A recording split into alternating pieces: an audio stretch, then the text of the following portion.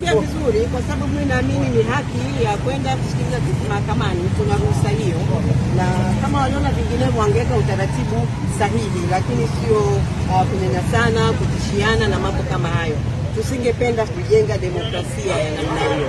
Pengine sababu kubwa ya kuzuia ni hawatoi sababu, wanasema ni maelekezo. Ngeni kidogo